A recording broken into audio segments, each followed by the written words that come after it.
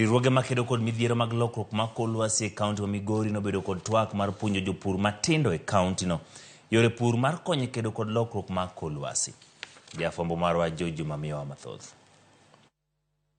E seche maromo no matwa kwechego mag lokruok mar kor lwasi ma otisi kaka COP28 dhi nyime e boma ma Dubai.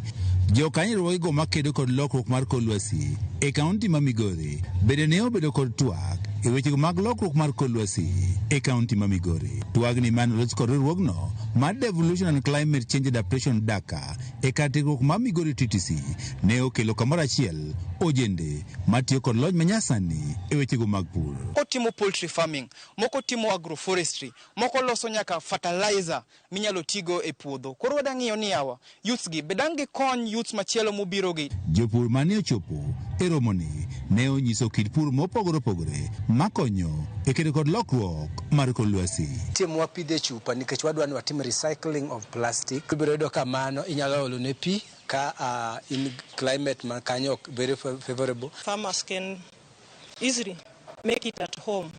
It helps in introduction of microorganisms into the soil.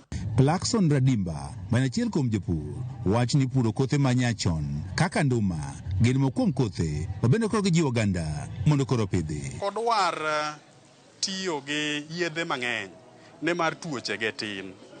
Tuoche mag nduma tin kabisa kendo kata kute bende oluore. Onge yedhe mwatiyo godo ahinya nikech yedhe go bende wayudo ni ketho kor lwasi.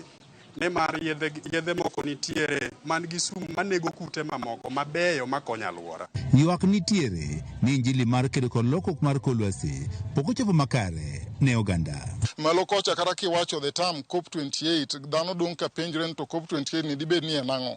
Omiyo agombo ni mondo mbakani wakele anena e ground ka. Juma, Ramogi TV, Migori.